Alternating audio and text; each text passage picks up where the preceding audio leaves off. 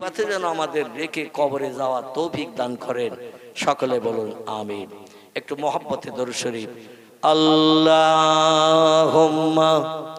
সাল্লি আলা সাইয়্যিদিনা মাওলানা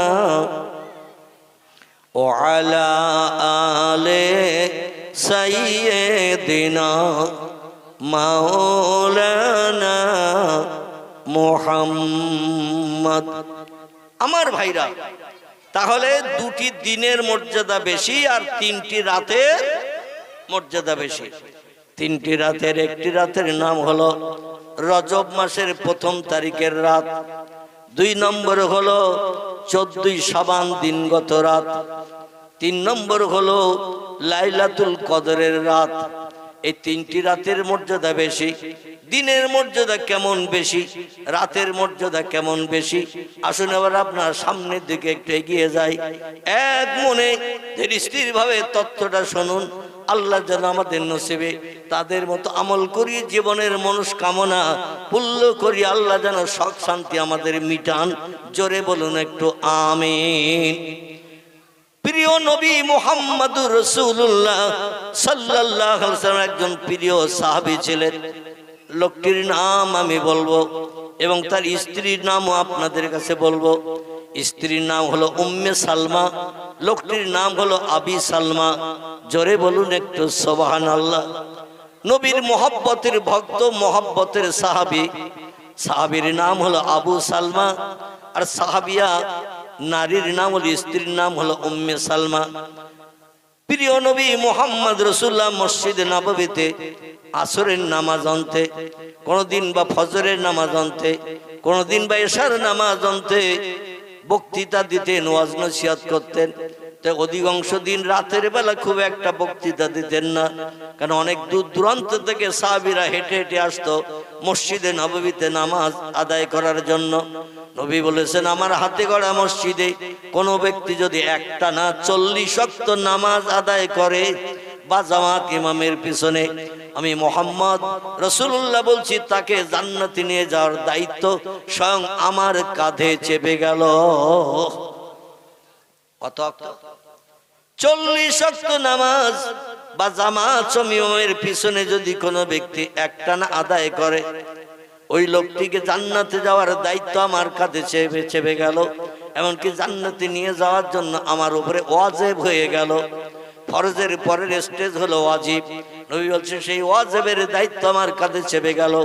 লা ইয়াদখুলুল জান্নাহ, আমি মুহাম্মদ তত সময় পর্যন্ত জান্নাতে যাব না এই ব্যক্তিকে যত সময় জান্নাতে না ঢোকাবো। প্রিয় নবী মুহাম্মদ রাসূলুল্লাহ শাবানের চাঁদের আলোচনা করছিলেন। শাবান শব্দটি হলো আরবি ভাষা, এর বাংলা অর্থ হলো গুনাহ মাপের মাস।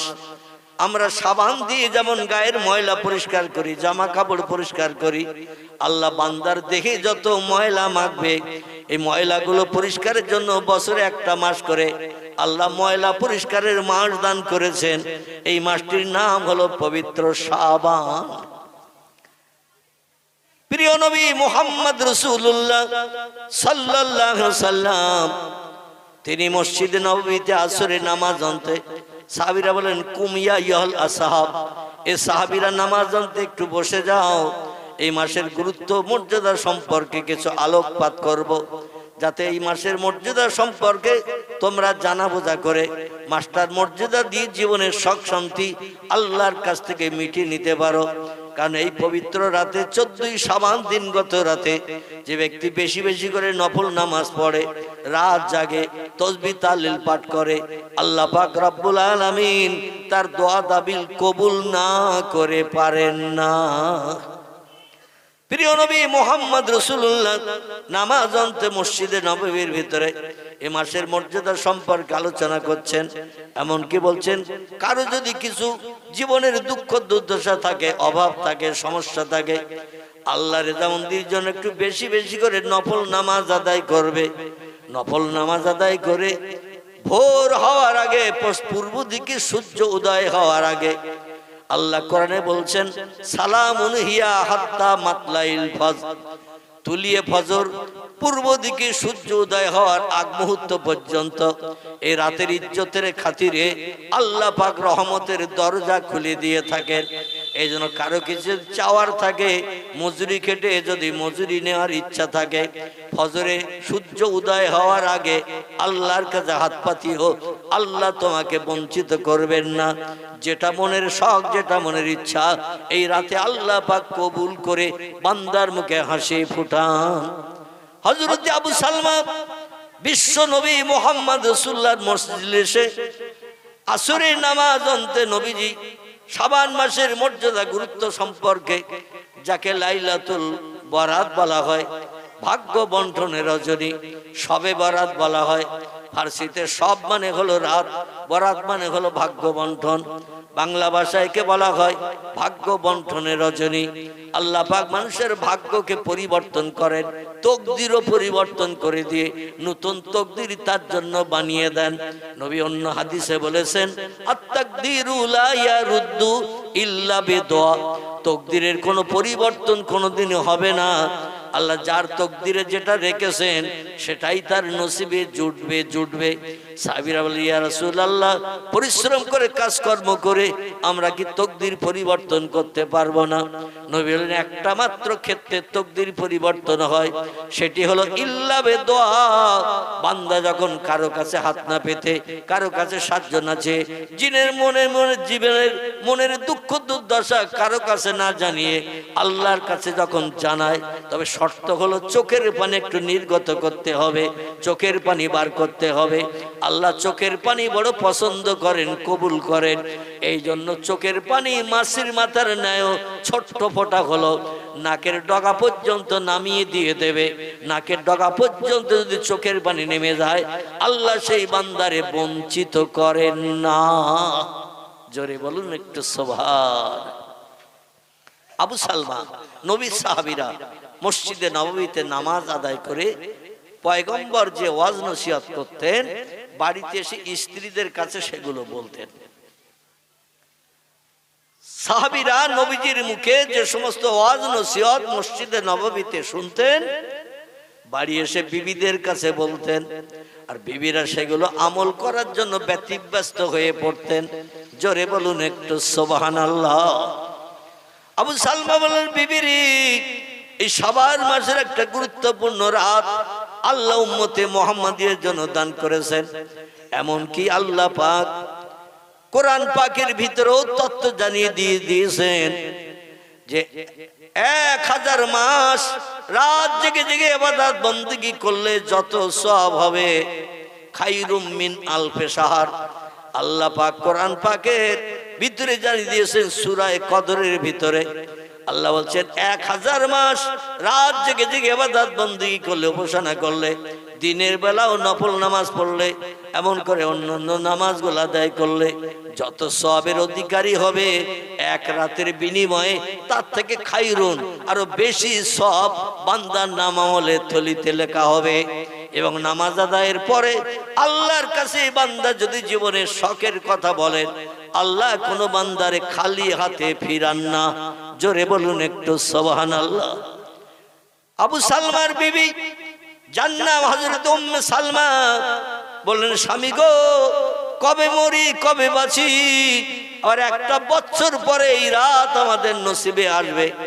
একটা বছর না বাঁচলে তো এই পবিত্র রাত পাবো না। এজন্য আজকের রাতটাই যখন সেই পবিত্র রাত পয়গম্বর বলে দিয়েছেন, 14ই শাবান দিবগত রাত, সেই রাতটি আজকের রাত। তাহলে আমরা সারা রাত আজকে আর ঘুমাবো না, শান্তির শয্যায় থাকবো না। আমরা আল্লাহর রেজামন্দি করে জীবনে দুঃখ দুর্দশার কথা জানিয়ে আগামী ভবিষ্যৎ জীবনটা সুখের বানানোর জন্য আল্লাহর কাছে হাত তুলে দোয়া করব। আপনিও নামাজ পড়বেন নফল নামাজ, আমিও নামাজ পড়ব নফল নামাজ। স্বামী স্ত্রী দুইজনে পাশাপাশি যায় নামাজ পড়ে নামাজ আদায় করব। আমার দেখে আপনি নামাজ পড়বেন, আপনার দেখে আমিও নামাজ পড়ব। ইসলাম শরীয়তে এই হিংসা করাটা জায়েজ আছে। জোরে বলুন একটু সুবহানাল্লাহ। ওর থেকে বেশি পড়বো আমি, আবার তার থেকে বেশি পড়বো আমি। সে আবার বলে ও যখন পড়ছে আমিও পড়বো, আমিও বেশি বেশি পড়বো, 2 রাকাত বেশি পড়তে হয় পড়বো। এইভাবে পাল্লা করে হিংসা করে বেশি নামাজ ইসলাম শরীয়তে পড়া জায়েজ আছে, কিন্তু অন্য কোন ক্ষেত্রে হিংসা করা জায়েজ নাই। আবু সালমা বললেন বিবিরে, ও মেয়েরা ভালো করে কান দিয়ে শোনো, আল্লাহর পয়গম্বর মুহাম্মদ রাসূলুল্লাহ জানিয়েছেন আল্লাহর ইবাদত করে আল্লাহর যদি খুশি রাজি করতে চাও, রাতের বেলা একটু তোমরা ক্ষুধার্ত থাকিও, বেশি পেট ভরে যেন খেও না। সবে বরাতে, সবে কদরে, এমন করে আশুরায় দেখবেন আমাদের বাড়িতে কম বেশি ভালো মন্দ রান্না করা হয়, আর এমন খাওয়া খাই শুয়ে পড়লে আর ওঠার ইচ্ছা থাকে না। ঠিক বললাম না ভুল বললাম? অধিকাংশ বাড়িতে রুটি তৈরি হয়, গোশত তৈরি হয়, হালুয়া তৈরি হয়, পায়েস তৈরি হয় সবে বরাতে রাতে। তো আগের থেকে এখন একটু কম হয়ে গেছে। ঠিক বললাম না ভুল বললাম? সবে বরাতের মাস আসলেই ঢেকিতে শুধু ঢোলের মতো গুড়ুম গাড়াম আওয়াজ হতো। ঠিক বললাম না ভুল বললাম? তো আস্তে আস্তে মেশিন, ধান কল, গম কল তৈরি হওয়ার কারণে ঢেকি এখন উদাও হয়ে গেছে। খুব বেশি বাড়িতে নাই, 1-8টা বাড়িতে থাকলেও থাকতে পারে পাড়ার ভিতরে, গ্রামের ভিতরে। আরে ঢেকি ওই রকম, একজন আটা করবে আর একজন ধামা নিয়ে রেডি হয়ে থাকবে, মানে ওর হয়ে যাবে আর একজন। আর এই বিকাল বেলা থেকে রুটি পায়েস তৈরির হিড়িক সবে বরাতে এসেছে। রুটি পায়েস তৈরির হিড়িক চলবে, আর এই তৈরি করতে করতে পায়েস, রুটি, গোশত, রুটি, এটা ওটা করতে করতে রাত 10টা, 10:30, 11টাও বেজে যায়। এর বাড়ির রুটি ওর বাড়ি, ওর বাড়ির রুটি এর বাড়ি, এর বাড়ির পায়েস ওর বাড়ি, ওর বাড়ির পায়েস এর বাড়ি, এইরকম ভাবে শুধু পরিবেশন হয়। আর এই খাটাখাটনি করতে করতে যখন দেহ ক্লান্ত হয়ে যায়, নাকে মুখে দুটো দিয়ে শোয়, আর বলে মনে মনে চিন্তা ভাবনা করে 10:30টায় শুচ্ছি, রাত্র দ্বীপ্রহরের পরে তো এই নামাজটা আল্লাহর কাছে প্রিয়, মানে দ্বীপ্রহরের পর থেকে নিয়ে ফজরের আজানের আগ পর্যন্ত এই নফল নামাজটা হলো আল্লাহর কাছে প্রিয়। ওই রাত 8:30টার সময় নয়, 9টার সময় নয়, রাত্র দ্বীপ্রহরের পর থেকে ফজরের আজান ধ্বনির আগ পর্যন্ত এই নামাজটাকে বলা হয় তাহাজ্জুদ। কি নাম বললাম? তাহাজ্জুদ। এই নামাজটা এশার নামাজের পরপরই নয়, বা তারাবি নামাজের পরপরই নয়। এই নফল নামাজটার নিয়ম হলো রাত্র দ্বীপ্রহরের পর থেকে নিয়ে ফজরের আজানের আগ পর্যন্ত। কিন্তু আমরা মনে মনে চিন্তা ভাবনা করি, খাটাখাটনি তো খুব করেছি, রুটি পায়েস তৈরি করেছি, পাড়ার বিভিন্ন লোকের বাড়ি দিয়েছি, বাচ্চা কাচ্চাদের দিয়েছি, ঘন্টা দেড়েক একটুখানি বিশ্রাম নেই, 12টার পরে উঠবো। আর ওই যে শুয়েছে ইবলিস শয়তান, এমন তালপাকার পাতার হাওয়া দিচ্ছে, ও এমন কাল ঘুমিয়েছে, ওর ঘুম ভেঙে গেছে বেলা 9টার সময়। কটার সময়? বেলা 8:30, 9টার আগে আর ঘুম ভাঙেনি, ক্লান্ত দেহ ঘুমিয়ে পড়েছে। আর ইবলিস শয়তান তালপাকার পাতার ঠান্ডা হাওয়া দিয়ে দিয়েছে, ঘুমো, খবরদার যেন উঠবি না, নামাজ যেন পড়বি না। আর তোরে এমন কাল ঘুম পাড়িয়েছি, বেলা 9টার আগে আর ঘুম ভাঙবে না। কোথার শবে বরাত কোথায় চলে গেল, কোথায় লাইলাতুল কদর চলে গেল, কোথায় আমার ভাইরা রজব মাসের 1ম তারিখে দিন রাত চলে গেল, আমাদের কাছে আর কোনো খবর নাই। আবু সালমা বলছেন, প্রাণের বিবি, এই জন্য আমাদের খাওয়া দাওয়া একটু কম করতে হবে, কারণ বেশি খেলে পেট ভারী হয়ে যাবে, ইবাদত করতে অসুবিধা হবে। আর আমরা এইরকম দিন রাতে একটু বেশি বেশি খাই। ঠিক বললাম না ভুল বললাম? একটু বেশি বেশি খাই আমরা। তো যাই হোক, খাওয়ার কারণে শরীর মেজমেজি হয়ে যায়, আল্লাহর ইবাদত করতে অনীহা প্রকাশ হয়। আমার ভাইরা, স্বামী স্ত্রী দুইজনে প্রিয় নবী মুহাম্মদ রাসূলুল্লাহর কথা মোতাবেক নবী বলছেন এমন খাদ্য খাবে পেটটারে 3টে ভাগে ভাগ করে নেবে। কটা? পেটটারে 3টি ভাগে ভাগ করবে। 1 ভাগ খাদ্য খাবে, 1 ভাগ পানি পান করবে। আর এক ভাগ তোমরা খালি রেখে দেবে। রোগ বেমারি হবে না, অসুস্থতা আসবে না, শরীর মেজমেজে হবে না, আল্লাহর ইবাদত করতে সুবিধা হবে। স্বামী স্ত্রী দুইজন প্রিয় নবীর কথা মোতাবেক পেটটাকে তিনটে ভাগে ভাগ করে নিয়ে এক ভাগ খাদ্য গ্রহণ করলেন, আর এক ভাগ পানি দিয়ে ভর্তি করলেন, এক ভাগ খালি রেখে দিলেন। এশার নামাজ অন্ত থেকে নিয়ে সারাটি রাত ইবাদত করার জন্য দৃঢ় প্রতিজ্ঞাবদ্ধ হলেন। এইভাবে নামাজ পড়ছেন স্বামী, স্ত্রী দেখে নামাজ পড়ছে, স্ত্রী নামাজ পড়া দেখে স্বামীও বারবার নিয়ত করছে, 2 রাকাতের নিয়ত চলছে। আমার ভাইরা, নফল নামাজ চলছে, নামাজ চলতে চলতে ওর দিকে নামাজ পড়ে, আরেকজনের দিকে নামাজ পড়ে, স্বামী স্ত্রী দুইজন ঘরে পাশাপাশি দাঁড়িয়ে নামাজ পড়ছেন। এটা শরীয়তে জায়েজ আছে, জোরে বলুন একটু সুবহানাল্লাহ। ঘরের ভিতরে দরজা জানলা লাগানো, এখনকার মধ্যে দেওয়ালে সুইচ টিপলে রড লাইট জ্বলে, ঘরে আলো দেবে না। তখনকার সময় একমাত্র তেলের বাতি, এইটা আধার দূর করার জন্য এনাফ যথেষ্ট ছিল।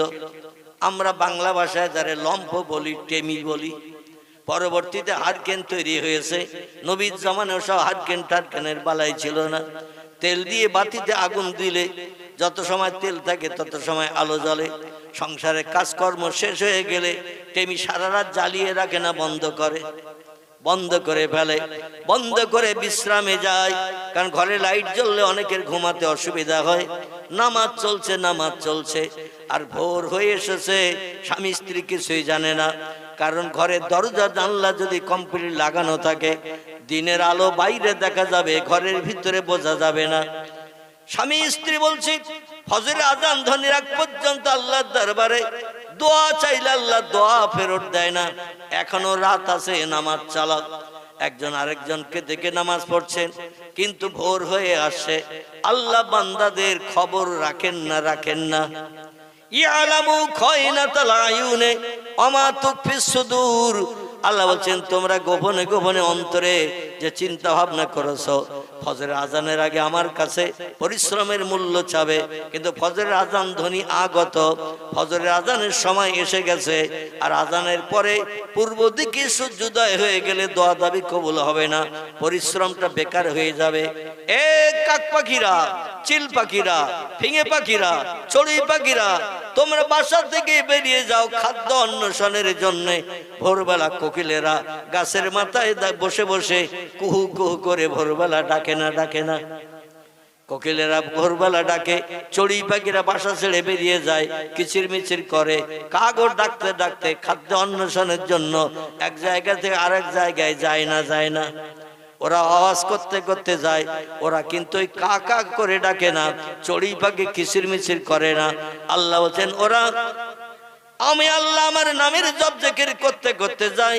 কেন ওদের 5 পাটি চাল ঘরে নাই, 2 লাখ টাকা ব্যাংকে নাই, ওদের পুকুরে কোনো 3 বছরের পুরনো মাছ পোষা নাই, ওদের কোনো বাজারে যে খাবার কেনার সুযোগ নাই। ঠিক বললাম না ভুল বললাম? এই জন্য ভোরবেলা বাসা ছেড়ে বেরিয়ে যখন খাদ্য তালাশ করতে যায়, ও বান্দার শোনো, ওয়াইন মিন শাইইন ইল্লা ইউসাব্বিহু বিহামদিহি। যত সৃষ্টি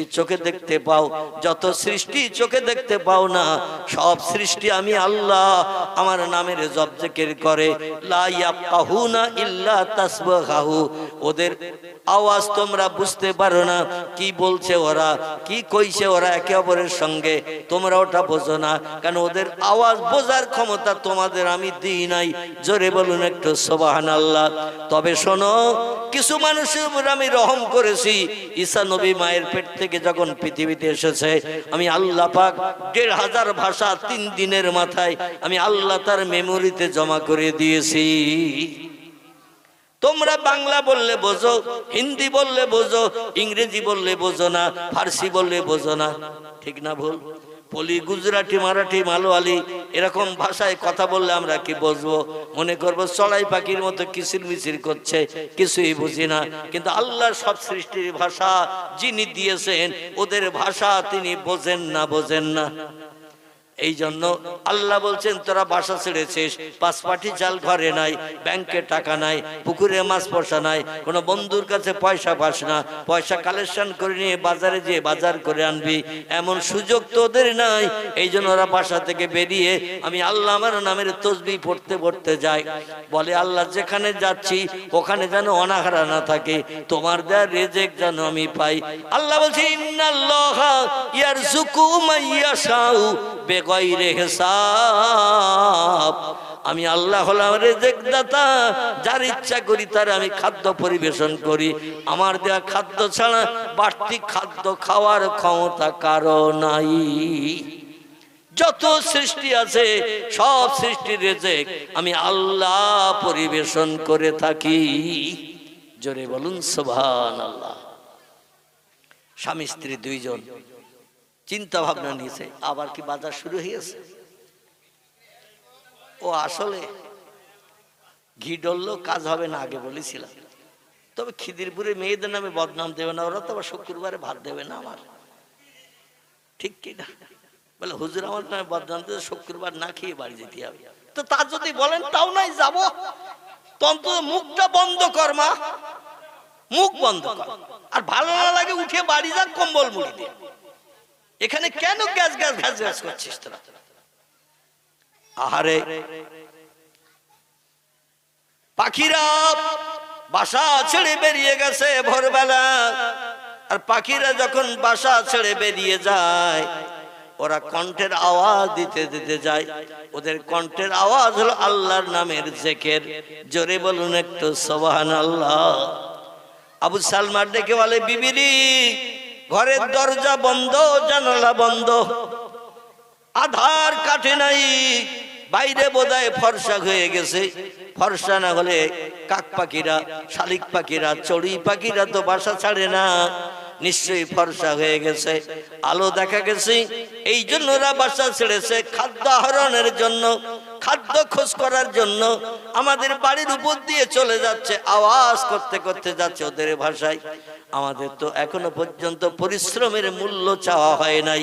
আল্লাহর কাছে হাত তুলতে হবে তাড়াতাড়ি। সূর্য পূর্ব দিকে উদয় হয়ে গেলে আমাদের দোয়া দাবি আর কবুল হবে না। সারা রাতের পরিশ্রমের কোনো মূল্য নসিবে জুটবে না। জোরে বলুন একটু সুবহানাল্লাহ। স্ত্রী বলছে না মিয়া যাওজি, প্রাণের স্বামী আপনি তো ওই তথ্যই পয়গম্বরের মুখ থেকে শুনে এসেছেন, আমার কাছে জানিয়েছেন।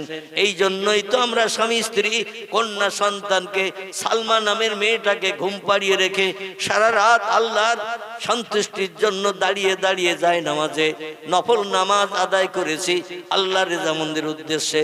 কিন্তু নামাজ পড়লাম, মজুরি খাটলাম, পরিশ্রম তো নেয়া, পরিশ্রমের মূল্য তো নেওয়া হয় নাই। ও আমার প্রাণের স্বামী, হাত তুলুন আপনি, আমি আপনার পাশে বসে বসে আল্লাহুম্মা আমিন, আল্লাহুম্মা আমিন করি। কারণ একজন দোয়া করলে আর 10 জন যদি থাকে ওই সঙ্গে তারাও হাত তুলে আমিন আমিন করে না, করে না? কি করে না, করে না? আমিন আমিন করে। আমিন শব্দটি আরবি ভাষা, এর বাংলা অর্থ হলো আল্লাহ যিনি দোয়া করছেন, যে কথা বলছেন ওই কথায় আমিও একমত, আল্লাহ দোয়াটা কবুল করে নেন।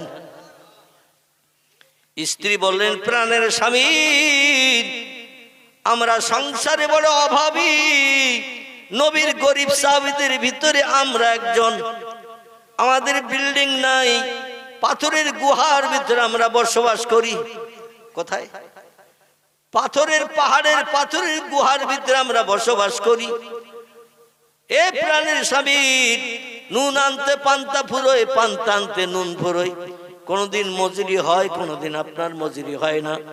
আমি পর্দা পুশিদা নারী উম্মে সালমা, সংসারের ঘর কন্যার কাজ করি, বাইরে কোনো পরিশ্রম করতে যাই না। এখন তো সরকার সুযোগ করে দিয়েছে, নারী পুরুষের মর্যাদা সমান সমান। ছেলেরা কাজ করতে যাবে আর মেয়েরা ছায়ায় থাকবে, ওটা সরকার আমরা পছন্দ করি না। ছেলেরা যেমন রাস্তায় স্লোগান দিতে যায় জিন্দাবাদ অমুকের নামে তমুকের নামে দিতে যায়, তোমরাও মেয়েরা কেন বসে থাকবে?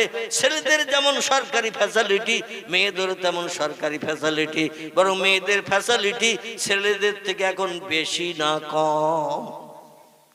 ছেলেদের থেকে মেয়েদের বেশি। মানুষের লক্ষ্মী ভান্ডার থেকে শুরু করে আরো কত কিছু আছে না, সবুজ সাথী, এটা ওটা হ্যান স্যান, কত কিছু মেয়েদের জন্য সরকারি ফ্যাসিলিটি। এই জন্য মেয়েদের বললো তোমরা আর ঘরে থেকো না, ছেলেরা যেমন বাইরে বেরিয়ে যায় তোমরাও তেমন বাইরে বেরিয়ে যাও। আল্লাহর নবী সাল্লাল্লাহু আলাইহি ওয়াসাল্লাম বলছেন, মেয়েরা পর্দা পুশিদার ভিতরে ঘরকন্যার কাজ করো, পুরুষেরা রৌদ্রে পুড়বে, বর্ষায় ভিজবে, ওরা অর্থ উপার্জন করে ঘরে আনবে, তাহলে সে সংসারে আল্লাহর আসমানি রহমত বর্ষিত হবে। জোরে বলুন সুবহানাল্লাহ। সরকার ফ্যাসিলিটি দিয়েছে, কোরআন হাদিস পুড়িয়ে যাক জ্বলিয়ে যাক ও আর দেখার দরকার নাই, সরকার যেটা বলবে সেটা করব, কারণ সরকার আমাদের সুবিধা দেয়, আল্লাহ দেয় না।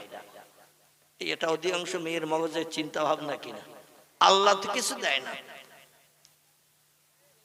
এই জন্য আল্লাহর উপরে এখন আর তাওয়াক্কাল ভরসা অধিকাংশ মানুষের নাই, ছেলেদেরও যেমন নাই, মেয়েদেরও তেমন নাই। এই জন্য স্ত্রী বলছেন, সংসারে অনেক অভাব, অনেক অনটন, আমাদের কোনোদিন উনানে হারিয়ে ওঠে, কোনোদিন উনানে হারিয়ে ওঠে না, না খেয়ে অনাহারা থাকতে হয়। মেয়েটার নিয়ে একটু দুশ্চিন্তার মাঝখানে থাকি, যেদিন উনানে হারিয়ে ওঠে না তার মুখে কিছু দিতে পারি না। এই জন্য প্রাণের স্বামী, আপনি বেশি দুঃখী, বেশি অভাবী, আপনার মনে সুখ শান্তি অনেক। এই জন্য আপনি আগে হাত তুলে দোয়া করেন, আমি আপনার হয়ে আমিন আমিন করব। আল্লাহ যাতে স্বামীর জন্য স্ত্রীর দোয়া বিদ্যুতের মতো কবুল করেন। জোরে বলুন সুবহান। আবু সালমা ডেকে বলে, প্রাণের বিবি, এ আমার স্ত্রী উম্মে সালমা, আমি তোমার স্বামী, আমার চেহারা দেখতে ভালো না। মদিনার অধিকাংশ পুরুষদের চেহারা কম বেশি ভালো, আমার চেহারা হলো কালো, আমার ফেস কাটিং দেখতে তত ভালো না। মেয়েরা চেহারাওয়ালা সুন্দর সৌন্দর্যওয়ালা পুরুষ বেশি পছন্দ করতে চায়, তোমার নসিবে তো সেটা জোটে নাই, কারণ তুমি কালো স্বামী দেখে পছন্দ করে বিয়ে করেছ। অর্থ সম্পদ, সোনা দানা, টাকা পয়সা, ভালো বিল্ডিং আমার নাই, ভালো শাড়ি চুড়ি কাপড় চোপড় কিনে তোমারে আমি দিতে পারি নাই। মনে তোমার কত ব্যথা, কত দুঃখ, কত অভাব। আজকে রাত্রে আল্লাহর কাছে চাইলে আল্লাহ সব দাবি কবুল করে মুখে হাসি ফুটাবেন। আমার থেকে তোমার মনে দুঃখ বেশি, ব্যথা বেশি। এই জন্য তুমি আগে হাত তুলে দোয়া করো, আমি তোমার হয়ে আমিন আমিন করি। আল্লাহ যাতে স্ত্রীর দোয়া স্বামীর আমিন আমিনের কারণে যেন কবুল করে নেন। তোমার দোয়া শেষ হয়ে গেলে যদি কিছু বাড়তি বাকি থাকে, আমি শেষে হাত তুলে দোয়া করব, তুমি আমিন আমিন করিও। তবে তুমি আগে দোয়া করো, আমি পরে করব। আচ্ছা, স্বামী যে প্রস্তাবটা দিয়েছেন, প্রস্তাবটা খারাপ। মেয়েদের মনে অভাব দুঃখ থাকলে সংসারে মেয়েদের মনে ব্যথা বেশি না ছেলেদের মনে ব্যথা বেশি? মেয়েদের মনে কিন্তু ব্যথা বেশি থাকে। প্রত্যেকটি মেয়ে চায় সংসার জীবনের সুখ, এরা কোনোদিন দুঃখ পেতে চায় না। এটা হলো মেয়েদের গুড হ্যাবিট বলেন আর ব্যাড হ্যাবিট বলেন, ভালো উদ্দেশ্য বা খারাপ উদ্দেশ্য যাই বলেন, ওরা সংসারে অভাব পছন্দ করে না, ধৈর্য ধরতে চায় না। আমার ভাই আবু সালমা বলছেন, তুমি আগে হাত তোলো, আল্লাহর কাছে দোয়া করো, আমি আমিন আমিন করি, আল্লাহ যাতে তোমার দোয়াটা কবুল করে নিয়ে নেয়। ও প্রাণের বিবি, তোমার চাওয়া শেষ হয়ে গেলে যদি আমার মনের খবর সব তোমার দোয়ার ভিতরে না হয়, তাহলে আমি হাত তুলবো, তুমি হাত তুলে একটু আমিন আমিন করিও। তবে লম্বা দোয়া আমার করার দরকার হবে না, তুমি তোমার জীবনের সব সুখ শান্তির কথা বলো। স্ত্রী বলছেন, আল্লাহ কোরআনে জানিয়ে দিয়েছেন, আর রিজালু কাওয়ামুন আলান নিসা, ও দুনিয়ার মেয়েরা, স্বামীদেরকে তোমাদের হাকিম বানানো হয়েছে, হাকিমের উপরে যেন হুকুম জারি করবে না, হাকিমের কথার অমান্যতা যেন করবে না। আমি নারীদেরকে চাকর বানিয়েছি স্বামীর কাছে, স্বামীদেরকে আমি মালিক বানিয়েছি, এজন্য স্বামীর উপরে যেন হুকুম জারি করবে না, কোন নির্দেশ দেবে না, স্বামী যেটা বলবে সেটা মেনে নেবে। জোরে বলুন একটু সুবহানাল্লাহ। হযরত উম্মে সালমা আবু সালমাকে বলছেন আল্লাহ কোরআন নির্দেশ দিয়েছেন, এই জন্য আমি হাত তুলতে পারবো না। আপনি আগে হাত তোলেন, দোয়া করেন। স্বামীর অধিকার আগে দিতে হবে। আপনার চা পাওয়া হয়ে গেলে আমার মনের শখ যদি বলতে কিছু বাকি থাকে আমি শেষ বেলা বলবো, অন্যথা আমি আগে হাত তুলে আপনার মনের দোয়া কেড়ে নিতে চাই না। আপনি আগে হাত তুলুন। স্বামী স্ত্রী দুইজনে তর্ক বিতর্ক চলছেন ভোর রাতে। এ বলে তুমি আগে হাত তোলো, ও বলে তুমি আগে হাত তোলো। এইভাবে কথাবার্তা বাকবিতণ্ডা চলছে। আবু সালমা বলে প্রাণের স্বামী রে, এইভাবে যদি কথাবার্তা বিনিময় চলে, আমার কথা তুমি না শোনো, তোমার কথা আমি না শুনি, ভোর হয়ে গেলে সূর্য উঠে গেলে দোয়া দাবি আর কিছুই করা হবে না। আল্লাহর দরবারে সারা রাতের পরিশ্রমের কোনো মূল্য পাওয়া যাবে না। এই জন্য আমি স্বামী হিসাবে বলছি, এ আমার বিবি, আমি তোমার বেশি ভালোবাসি, মহব্বত করি, প্রেম করি, আর তোমার জীবনের সুখ শান্তি আমার থেকে অনেক বেশি। এই জন্য তুমি আগে হাত তোলো। আমি স্বামী বলছি, স্বামীর হুকুমের খেলাপ করিও না। আল্লাহ কোরআনে খেলাপ করতে নিষেধ করে দিয়েছেন। স্ত্রী বললেন ইচ্ছা নাই, কিন্তু আল্লাহর কোরআনের নির্দেশ তো অমান্য করা যাবে না, স্বামীর হুকুমকে মানতেই হবে। এই জন্য আমি হাত তুলছি, আপনি আমার সঙ্গে একটু হাত তুলে আমি যখন কোনো দাবির কথা আল্লাহর কাছে করব, আপনি একটু আল্লাহুম্মা আমিন বলবেন। স্ত্রী হাত তুলেছেন, দোয়া করছেন, আয় আল্লাহ, আমি সারা রাত ইবাদত করেছি পবিত্র লাইলাতুল বরাতের রাত উপলক্ষ করে, শবে বরাতের রাত উপলক্ষ করে, ইজ্জতপূর্ণ রাত উপলক্ষ করে নফল নামাজ পড়তে পড়তে ভোর হয়ে গেছে। পাখি ডাকছে, ঘরে মাথার উপর দিয়ে যাচ্ছে, শুনতে পাচ্ছি। ফর্সা হয়ে গেছে পৃথিবী, কিছু আলো হালকা হালকা দেখা যাচ্ছে, একটু বাদেই সূর্যোদয় হয়ে যাবে। আল্লাহ তোমার কাছে হাত তুলে দোয়া চাই, আমার স্বামীর মরণটা আমার আগে করিও। জোরে বলা যাবে না একটু সুবহানাল্লাহ? আর একটু জোরে হবে না? নারায়ে তাকবীর। আর আমাদের মেয়েরা যখন নামাজ পড়ে, নামাজ পড়ে হাত তুলে কি দোয়া করে, আল্লাহ খোকার বাপের হায়াতে বাঁচিয়ে রেখো, আমার মরণটা আগে করো। এ ঠিক বললাম না ভুল বললাম? অধিকাংশ মেয়েরা চায় স্বামী বেঁচে থাক, আমি আগে মারা যাই। কিন্তু হযরতে উম্মে সালমা বলছেন আল্লাহ আমার স্বামীর মরণটা আমার আগে করিও। ভোর হয়ে গেছে, সূর্য উদয় হবে, পাখি ডাকতে ডাকতে চলে গেছে। সূর্যোদয় হয়ে গেলে আর দোয়া কবুল হবে না। এদিকে লক্ষ্য করে উম্মে সালমা আর কিছুই বলেননি, শুধু বলেন আল্লাহ আমার মরণের আগে আমার স্বামীর মরণটা করিও। লা ইলাহা ইল্লাল্লাহ, দোয়া শেষ। আর আমরা বলি আল্লাহ সপ্তাহে 3 দিন যেন ইলিশ মাছ তালপুকুরের বাজার থেকে স্বামী আনতে পারে, ভালো মন্দ বাজার করতে পারে, ঈদুল ফিতরে ঈদের সময় যেন সাউথ ইন্ডিয়ান বেনারসি শাড়ি একটা এনে দেয়। ও আল্লাহ নিত্য নতুন চুড়ি, এমন করে হিমানি, পাউডার, আলতা, স্নো, কসমেটিক, আই পালিশ, নাক পালিশ, চক্ষু পালিশ, হাজারো ধরনের কসমেটিক এনে আমার সাজিয়ে যেন সুন্দরী নায়িকা বানাই। আয় আল্লাহ 2 দিন না খাই না খাবো, 3 দিন হাড়ি ওঠেন না, ওঠে না উঠুক, আল্লাহ আমার যেন সাজিয়ে গুছিয়ে সুন্দরী যুবতী নারী বানিয়ে রাখে। আমার সঙ্গে প্রেম মহব্বত ভালোবাসা যেন গাঢ়তর থাকে, সংসারে কোনদিন ঝগড়া ঝাঁটি অশান্তি না হয়। মেয়েরা এসব দোয়া করে না, করে না। স্বামী স্ত্রী সংসার জীবনে সুখ পাবে, এজন্য কত কিছু দাবি করবে, দোয়া করতে করতে 2-10 মিনিটেও দোয়া শেষ হবে না। উম্মে সালমা শুধু বলেন আল্লাহ আমার মরণের আগে আমার স্বামীর মরণটা করিও। আমার ইবাদত, আমার নামাজ, আমার তাসবিহ, আমার কোরআন তিলাওয়াত যদি আপনার দরবারে কবুল হয়, তার প্রতিদান যদি দিতে চান আমার দোয়াটা কবুল করে নেন। লা ইলাহা ইল্লাল্লাহ বলি দোয়া শেষ করে দিয়েছেন। দিয়ে বললেন স্বামী গো বেশি সময় বাকি নাই, এই জন্য দোয়া লম্বা করি নাই, এবার আপনার চাওয়া পাওয়া কি আছে আমি জানি না। আপনার কথাগুলো যদি আমি বলে বসি আপনার আর দোয়ার ভিতরে কথা উঠবে না। আপনার জবানের কণ্ঠের আওয়াজ আল্লাহ শুনুক, এই জন্য আমার দোয়া তাড়াতাড়ি শেষ করে দিলাম। এবার আপনার চাওয়া পাওয়া কি লম্বা টাইম ধরে আপনি বলুন, আর আমি হাত তুলে আমিন আমিন করব। কারণ আমার দোয়ার সময় আপনি আল্লাহুম্মা আমিন আল্লাহুম্মা আমিন বলেছেন, আর আমি বলবো না তা তো হতে পারে না। হুন্না লিবাসুল লাকুম ওয়া আনতুম লিবাসুল লাহুন্না। আল্লাহ বলেন নারীর গায়ের পোশাক হলো পুরুষ, পুরুষের গায়ের পোশাক হলো নারী। একে অপরকে অর্ধাঙ্গী করে বানিয়েছি, অর্ধ অর্ধ করে বানিয়েছি। একটা নারী ছাড়া একটা পুরুষের জীবনের এক পয়সা দাম নাই, আর একটা পুরুষ একটা নারীর জীবনের এক পয়সা মূল্য নাই। অর্ধাংশ করে পাঠিয়েছি, হাফ হাফ করে পাঠিয়েছি। এই জন্য আপনার দোয়া হবে না, আমি ওটা চাই না। আপনি এবার দোয়া করুন, আমি হাত তুলে আমিন আমিন করি।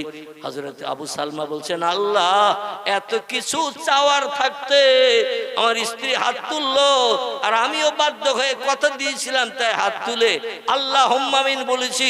তবে কোন স্বামীর মরণের কথা যদি স্ত্রী বলে, স্বামী কোনোদিন আল্লাহুম্মা আমিন বলবে না। মানে আমার মরণ হোক, আল্লাহ কবুল করো, এটা কোনোদিন কোন স্বামী কি চাইবে? কথা বলেন, কোন স্বামী চাইবে না। দুনিয়ায় সবাই চায় বেঁচে থাকতে, মরণ কেউ চায় না। আর তার মরণের কথা বলছে, আর ও কি বলবে? আল্লাহ কবুল করো, আল্লাহ কবুল করে না, এটা কি বলবে নাকি? আবু সালমা বলে, আল্লাহ কি দোয়া আমি আর আপনার কাছে চাইবো? আমার মরণ যদি হয়ে যায় তাহলে লম্বা দোয়া চাইয়ে তো কোনো লাভ নাই। আছে মরণ যদি হয়ে যায় তাহলে লম্বা দোয়া চেয়ে সুখ শান্তির কথা জানিয়ে কোনো লাভ আছে? কোনো লাভ নাই। ও আল্লাহ, তবে ওয়াদা করেছিলাম ওর দোয়ার সময় আমিন আমিন বলবো। আবার ও ওয়াদা করেছে আমার দোয়ার সময় আল্লাহুম্মা আমিন বলবে। আল্লাহ স্বামীর দোয়া কবুল করো। এখনো হাত তুলবে কিনা জানি না, তবে আল্লাহ আমার মরণের দোয়া যখন করেছে, দুনিয়ার সুখ শান্তির চিন্তা ভাবনা দাবি করলে তো আল্লাহ দাবি কবুল হবে না।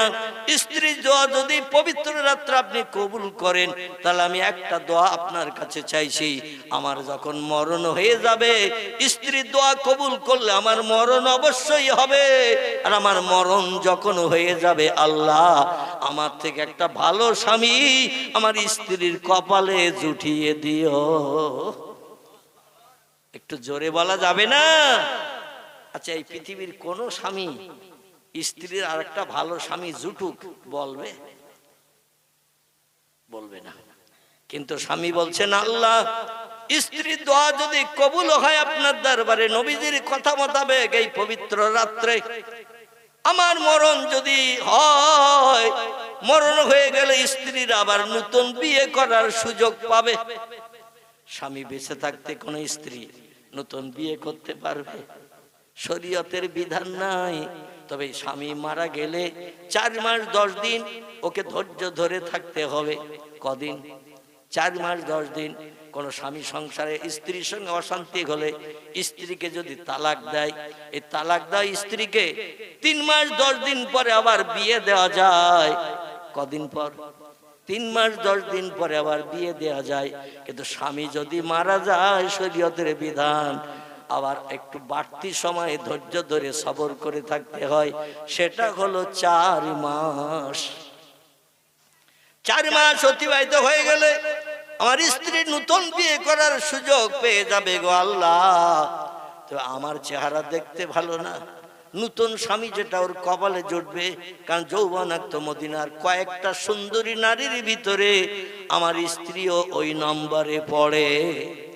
মদিনায় যত সুন্দরী নারী আছে, ওই সুন্দরী নারীর ভিতরে আমার বিবির নামটাও আছে। এত রূপবতী সুন্দরী লাবণ্যময়ী যুবতী আল্লাহ তুমি আমার স্ত্রীকে বানিয়েছো। 5-6 জন কিংবা 7 জন সুন্দরী নারী যদি মদিনায় থাকে, এর ভিতরে হযরতে মায়েশাতুল হুমায়রা রাদিয়াল্লাহু ছিলেন। জোরে বলুন একটু সুবহানাল্লাহ। হযরত উম্মে সালমা ছিলেন। প্রিয় নবী মুহাম্মদ রাসূলুল্লাহর বিবিগণদের ভিতরে কয়েকজন স্ত্রী দেখতে সুন্দরী ছিল। আমার ভাইরা, উম্মে সালমাও নবীর সাহাবী। এমন করে সাহাবিয়া দুইজন দেখতে, একজন ছিল খুব সুন্দরী, এ হলো হযরত উম্মে সালমা। আবু সালমা ছিল চেহারা একটু কুৎসিত, তবে আমল কালামে ছিল উচ্চাঙ্গের। জোরে বলুন একটু সুবহানাল্লাহ।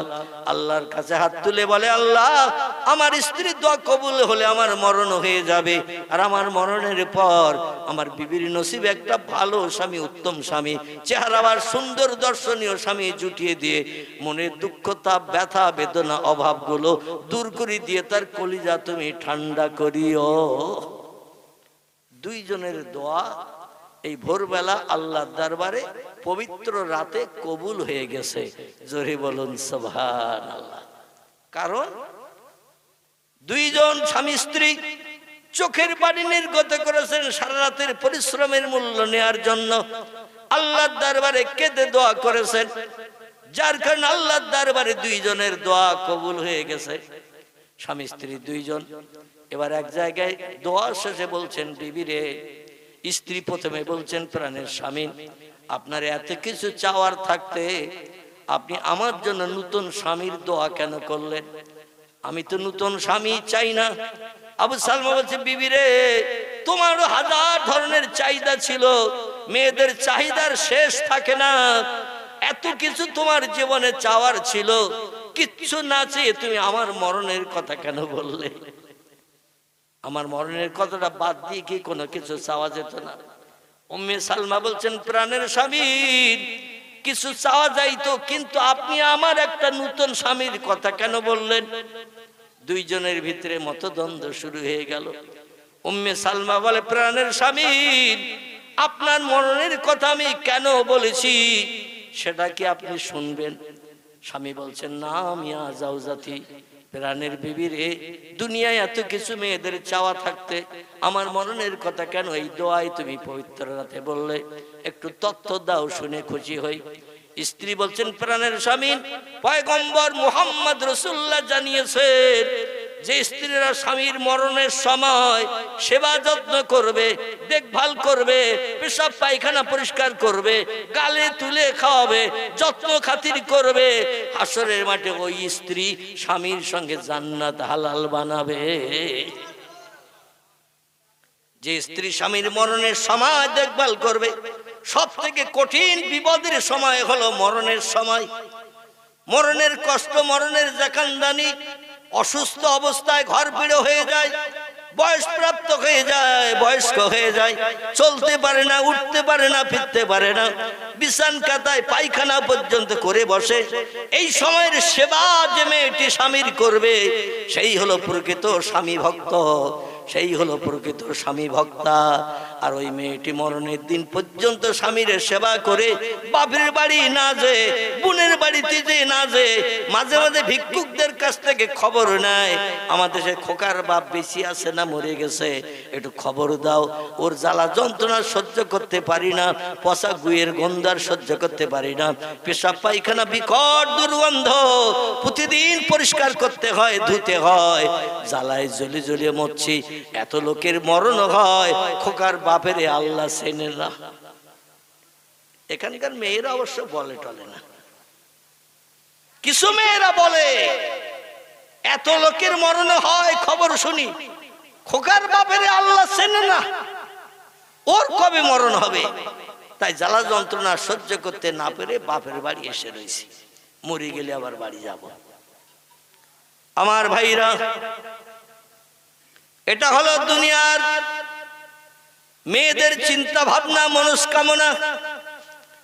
স্ত্রী বলছেন, প্রাণের স্বামী, আমি যদি আপনার আগে মারা যাই, আর আপনি দুনিয়ার সংসার যাপনে, এই পৃথিবীতে তো আপনার বেঁচে থাকতে হবে। পুরুষেরা সংসার যাপনে একা সব কাজ করতে পারে না, রান্না বান্নার কাজ, জামা কাপড় পরিষ্কারের কাজ, ঘর বাড়ি গোছানো কাজ, এইভাবে সংসারের সব কাজ মেয়েদের করতে হয়, রান্না বান্না করে স্বামীকে পরিবেশন করতে হয়, ওটা ছেলেরা খুব বেশি পারে না। আর আমি যদি আগে মারা যাই, সংসারের প্রয়োজনে আপনার নতুন বিয়ে আপনার করে নেবেন, নতুন বিয়ে যেই করবেন, ওই নতুন স্ত্রী সংসারে আসবে, আর জীবনের শেষ বেলা ওই নতুন স্ত্রী স্ত্রী যদি আপনার 2-1 মাস সেবা যত্ন করে, হাসরের মাঠে ওই স্ত্রীটা আপনাকে নিয়ে জান্নাতে চলে যাবে। আমরা কেউ জান্নাতে স্বামীর ধারে পাশে ঘিসতে পারবো না। আর শেষ সেবা যে মেয়েটি করবে সেই হলো প্রকৃত সেবাকারিণী। আল্লাহ তাকে স্বামীর সঙ্গে জান্নাত হালাল বানাবেন। আমি চাই না সারা জীবন আপনার সঙ্গে সংসার করেছে, অভাব অনটন দুঃখ দুর্দশা বাস্তব জীবনের উদ্যান করেছি, না খেয়ে থেকেছি, সেবা যত্ন আপনার করেছি, আর আপনি আল্লাহর জান্নাতে যাবেন নবীর সাহাবী হয়ে, আর আমি ফাল করে তাকিয়ে তাকিয়ে দেখব আপনার সঙ্গী হয়ে যেতে পারবো না জান্নাতে। অন্য একটা নারী, অচেনা নারী আপনার হাত ধরে আনন্দ করতে করতে জান্নাতে যাবে। ও জ্বালা সেদিন হাসরের মাঠে সহ্য করতে পারবো না। এই জন্য আল্লাহর কাছে দোয়া করেছি, আল্লাহ আমার মরণের আগে আমার স্বামীর মরণটা করিও। আপনার যদি মরণ হয়ে যায়, যতদিন আল্লাহ আমার হায়াতে বাঁচিয়ে রাখবেন, আমি আর দ্বিতীয় বিয়ে করব না। জোরে বলুন একটু সুবহানাল্লাহ। বর্তমান যুগে স্বামী মারা গেলে শতকরা কত পার্সেন্ট মেয়েরা ধৈর্য ধরে স্বামীর ঘরে থাকে? কত পার্সেন্ট? আমার মনে হয় 2%-এর বেশি বললে বোধহয় ভুল হবে। স্বামী মারা গেছে, মেয়েরা দেখবেন আবার নতুন করে হাত বাড়ানোর চিন্তা ভাবনা করে না। কতদিন ধৈর্য ধরে সহ্য করে এই সংসারে কাল কাটাবো। মেয়েরা সুখ চায়, দুঃখ চায় না। এই জন্য বাধ্য হয়ে হযরতে উম্মে সালমা বলছেন, আল্লাহ আমারে যতদিন হায়াতে বাঁচিয়ে রাখবেন, আমি ধৈর্য ধরে সবর ইখতিয়ার করে বিধবা হয়ে থাকবো, হাসরের মাঠে আপনার হাত ধরে জান্নাতে যাব। তাই দুনিয়ার জিন্দেগিতে লম্বা দিন আপনার পিছনে কাটিয়েছে, আর জান্নাতে যে অন্য স্বামী নিয়ে থাকবো ওটা পছন্দ করি না। এই জন্য আমি জীবনে বিয়ে আর করবো না, বিধবার খাতায় নাম লিখে মরণের দিন পর্যন্ত থাকবো। জোরে বলুন একটু সুবহানাল্লাহ। উম্মে সালমা বলেন, প্রাণের স্বামী, এই জন্য আপনার মরণের দোয়া করেছি। আবু সালমা বলে, বিবিরি, আমি মনে মনে ধারণা করলাম ঠিক মতো খেতে দিতে পারি না, ঠিক মতো পোশাক দিতে পারি না, ঠিক মতো তোমার মনের স্বাদ মেটাতে পারি না, শখ শান্তি মেটাতে পারি না। এই জন্য তুমি আমার মরণের কথা বলেছো। আমি মারা গেলে দ্বিতীয় বিয়ে করে অন্য ভালো ধনিক স্বামী পেয়ে জীবনের সব দুঃখ ব্যথা অভাব নিবারণ করে জীবনের শখ শান্তি মিটাবে। এই জন্য আমি দোয়া করেছি, আল্লাহ আমার মরণ যখন হয়ে যাবে, আমার স্ত্রী বিধবা হবে, আমার থেকে একটা ভালো স্বামী, ধনী স্বামী, চেহারাবান সুন্দর স্বামী আমার স্ত্রীর কবলে জুটিয়ে দিও। জোরে বলুন একটু সুবহানাল্লাহ। স্ত্রীও ভুল বুঝেছে, স্বামীও ভুল বুঝেছে, ভুল বুঝে দুইজন দুই রকম দোয়া করেছে। আল্লাহর দরবারে দোয়া কবুল হয়ে গেছে। স্বামীর দোয়াও কবুল, স্ত্রীর দোয়াও কবুল। আল্লাহ পাক দোয়া কবুল করলে সেটা বাস্তব জীবনে বান্দা বান্দীদের জন্য রূপায়ণ করেন না। দোয়া যদি কবুল হয়, অবশ্যই আল্লাহর দরবারে দোয়া কবুল হয়ে গেলে তাদের জীবনের সুখ শান্তি আল্লাহ দুনিয়ায় থাকতে মিটান না, অবশ্যই মিটিয়ে দেন। যুদ্ধের দামামা বেজে গেল, সম্ভবত খন্দকের যুদ্ধ। এই যুদ্ধের দামামা বেজে গেল। সাহাবায়ে কেরামগণ বিবি বাচ্চা ঘরে রেখে যুদ্ধের ময়দানে চলে গেছেন নবীর মুখে হাসি ফোটানোর জন্য। মক্কার কাফেরদের সঙ্গে যুদ্ধ হবে। এই যুদ্ধের ময়দানে যে যুদ্ধ করতে যে আবু সালমার প্রাণ নাশ হয়ে গেছে। জোরে বলুন ইন্না লিল্লাহি ওয়া ইন্না ইলাইহি রাজিউন। আল্লাহ পাক বললেন, ও বান্দা বান্দি, স্ত্রী দোয়া করেছে স্বামীর মরণের দোয়া, আমি আল্লাহ সেটা কবুল করেছি। তবে সেই দোয়াটা কবুল করার কারণে সাধারণ মরণ কি আমি আবু সালমার দেব? এটা তো হতে পারে না। পৃথিবীতে সবথেকে উত্তম মরণ যেটি, এই মরণের নাম হলো শহীদি মরণ। কি মরণ? শহীদি মরণ।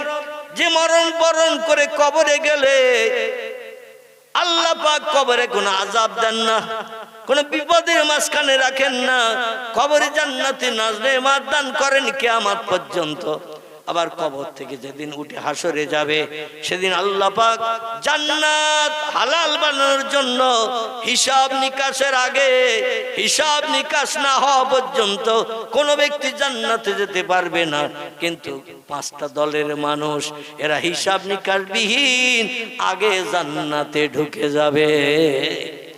এই পাঁচটি দলের ভিতরে একটি দলের নাম হলো শহীদান। কি নাম বললাম? সর্বপ্রথম জান্নাতে ঢুকবে যারা, এরা হলো শহীদান ব্যক্তি।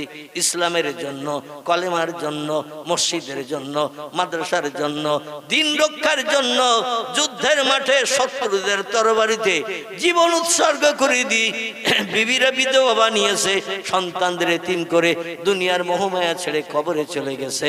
আল্লাহ এদের ডাক দিয়ে বলেন, ও ফেরেশতারা, ওই যে রক্ত মাখা জামা কাপড় পরা ওরা কারা? হাসরের মাঠে সব ব্যক্তি উলঙ্গ হয়ে দাঁড়িয়ে রয়েছে কবর থেকে হাসরে এসে।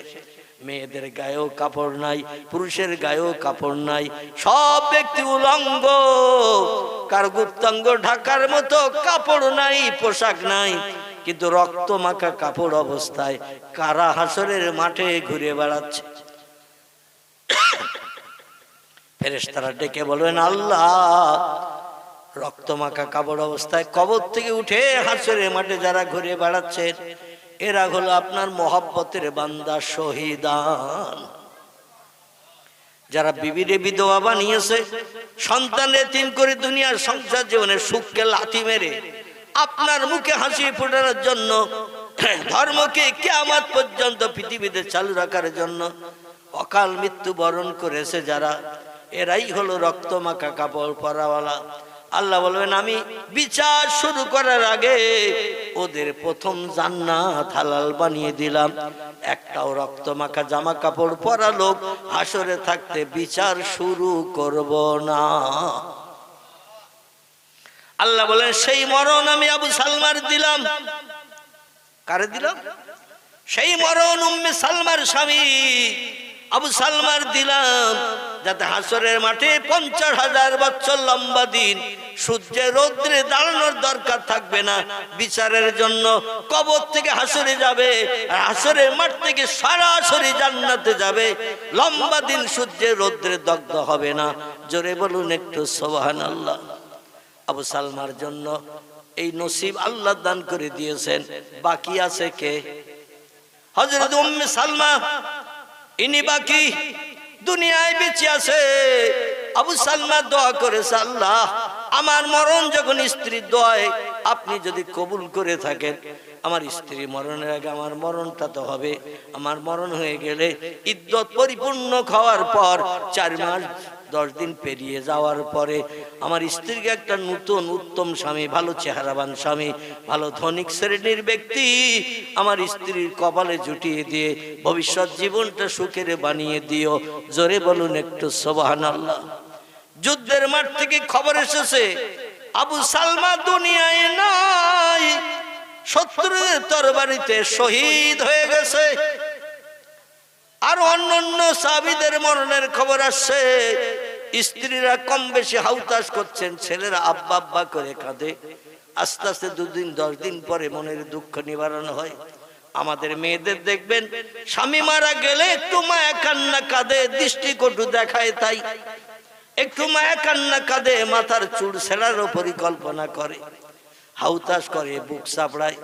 3 দিনের দিন যদি বোন আসে, খালাতো বোন আসে, মামাতো বোন আসে, ওদের সঙ্গে এমন গল্প চলবে, 32 খান দাঁত সব বেরিয়ে যায়। কখানা? 32টা দাঁত। এমন হাসি, লম্বা হাসি, চওড়া হাসি হাসছে স্বামীর মরণের 3 দিন পর।